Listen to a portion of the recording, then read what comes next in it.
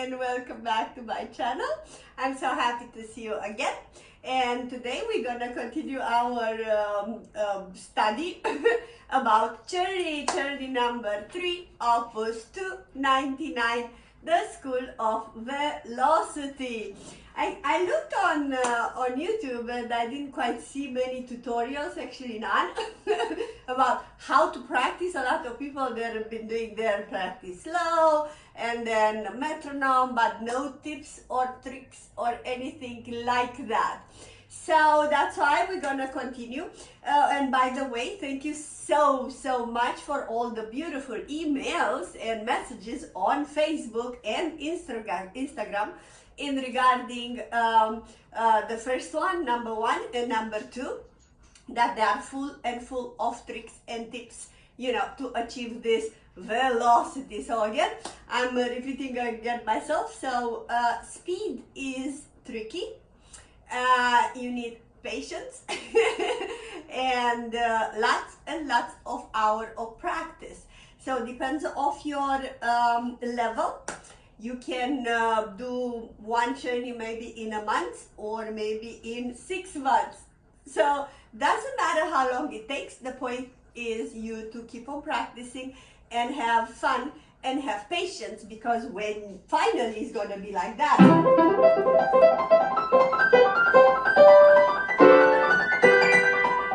you know, then it's fun. But when it's like, it's not that much fun. I know a lot of you actually, they are very much fans of playing the piano and achieving the technique, and they cannot quite afford the guidance of a teacher. Alright, I would suggest you to pay attention, for those and all of you, to listen to this tutorial couple of times right now, and then maybe in 2 weeks or 3 weeks to listen again, because you're gonna pick up more and more tips about it. So again, I said speed is tricky. I can give you an example, Schumann. So if you Google Schumann and see that he did have a problem because he pushed too early and he pushed for more speed, and then it cramped his hand, the big Schumann, you know, he cramped his hand and actually he couldn't play to the end of his life. Actually his wife, Clara Schumann, took all his composition and presented to the public, so he couldn't quite play fast. So that's why speed is tricky. Play a lot slow. That is the best advice that I can start with it. Play it slow, but play it right. So right now, let's go into this arpeggio.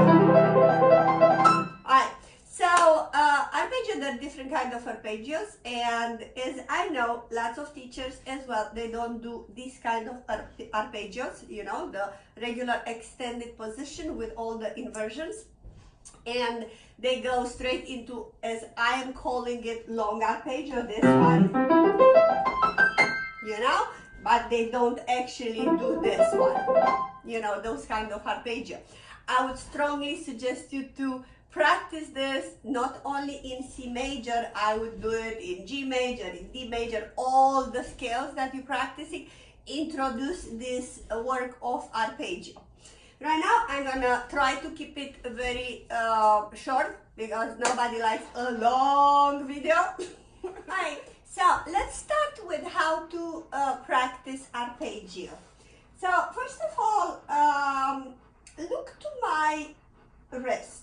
Alright, so I'm gonna go pretty slow.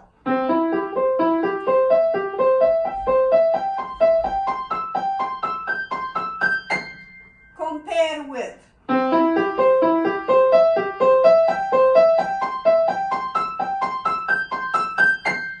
So what did you see there?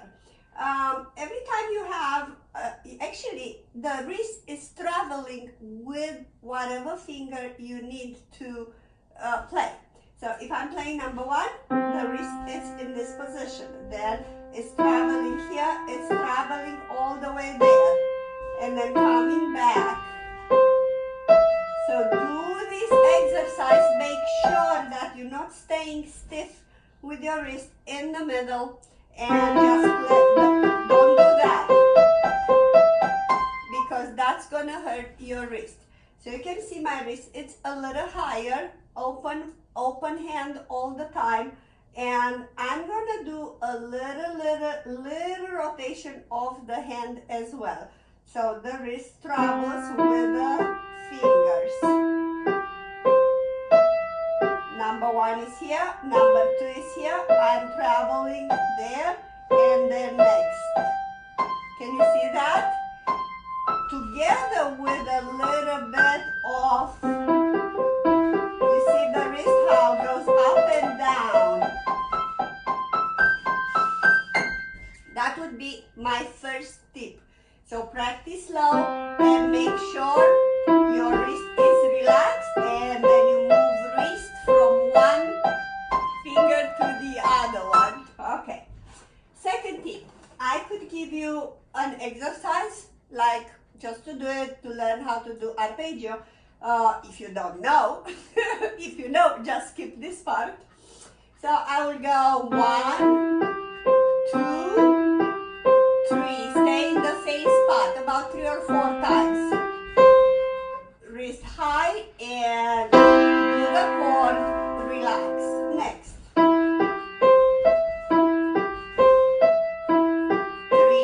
4.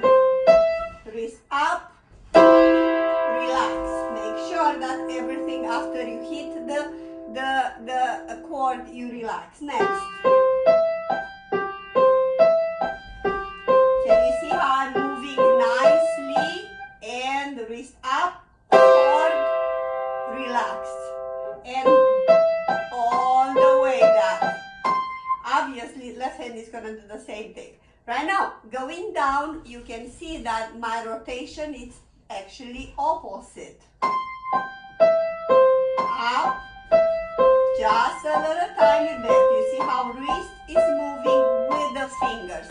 So do it about 4 times. Chord. Next. Next inversion. G, E, C, E.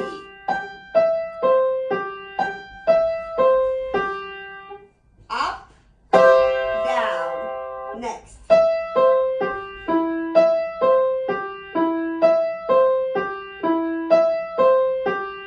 Up and down. Chord. So after you are familiar with the rotation and you feel pretty smooth, and obviously, as I said, you can do G. Obviously much slower, I'm just trying to go fast. This would be your speed, or even slower. And chord, and then 3, 4.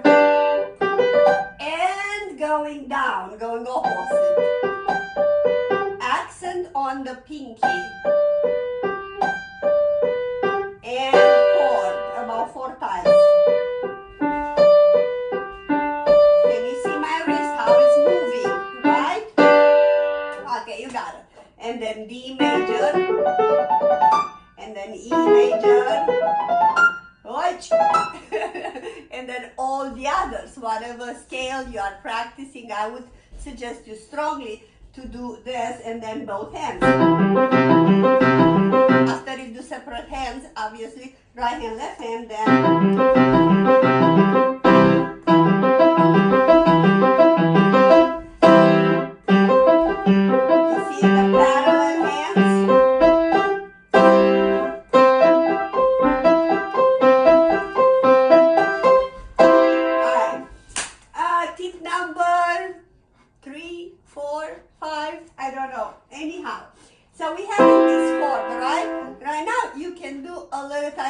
combination. If it's still hard, you can do like I'm calling zigzag, because you play first note of the arpeggio with the third, second, and top.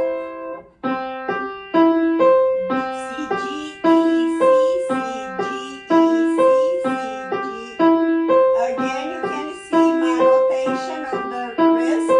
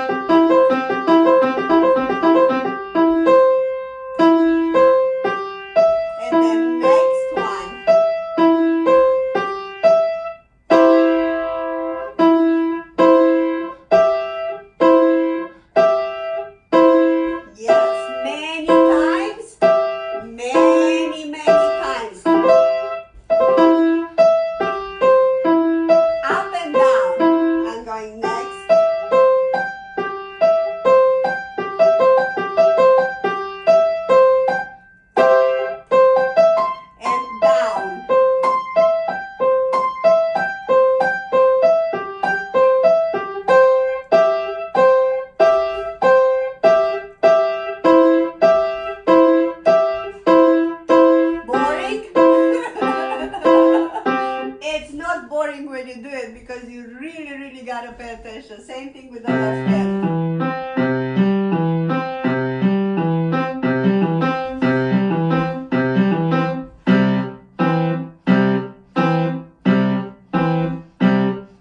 So every day, if you would do this for about 10 minutes, so don't expect. I wouldn't say, you know, you learn the notes and then obviously you start slow.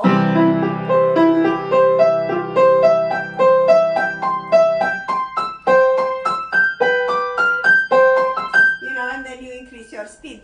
Anyone can tell you to do this. You know, the point is, until your fingers, they are not very comfortable with all whatever I gave you, don't do speed, because I don't think it will work. Even if they're saying, hey, of course you can try, but it might be like rolled, so do not roll it. I saw a lot of this.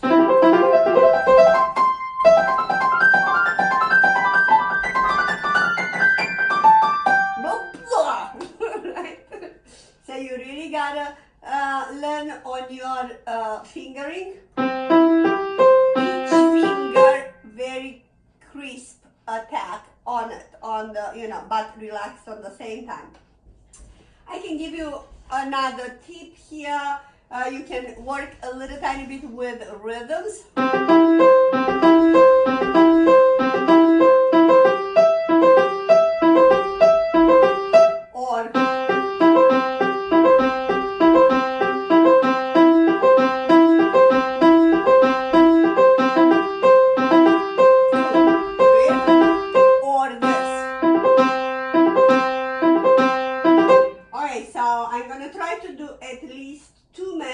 With different rhythm. Rhythm number 9, number 1.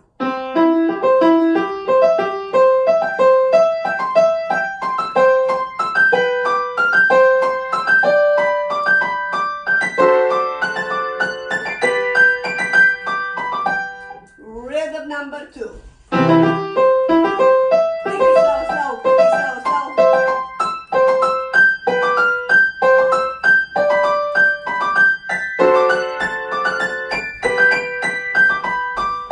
Rhythm number 3.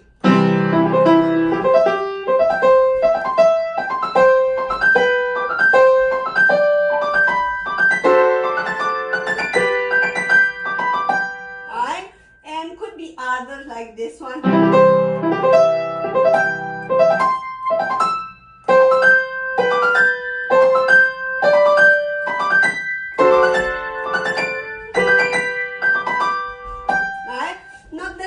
With the left hand, you just take these 4 measures, small sections at the time, like 4 measures as I did, over and over, and then next day you can go to the next section, you know, because actually the next one is a D minor, and even if it's a D minor, has exactly the same feeling as C major. You know, so whatever you do, it is still good. It goes on the same direction, right? And obviously the same thing with the left hand rhythms applied. Tip number 10, because there were 4 different, okay? You can do staccato, okay, like that. Now, pay attention with the staccato right now. Not do it from the arm. This is sloppy. It's not gonna go anywhere. It's gotta be very short and into the key. Very relaxed.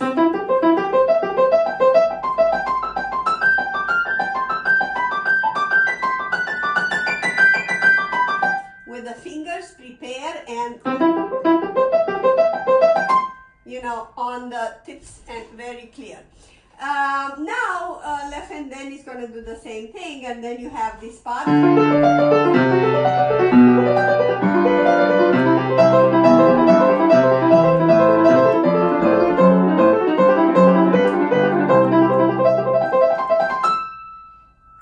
How is it? Right? So on this section, I had a lot of rolling that really like that.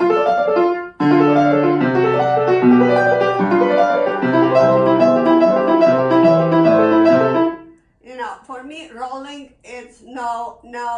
Rolling means you play the fingers, but you don't have any strength in your fingers, and you're trying to achieve speed by rolling your hand instead of being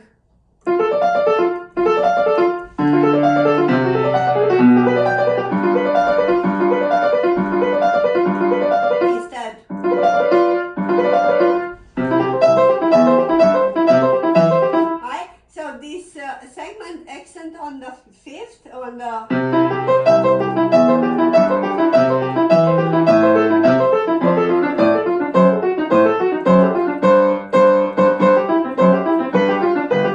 you can see I add a little tiny bit of staccato, and that's how it is. So my last tip, do it slow. In order to be here, you need to do a lot of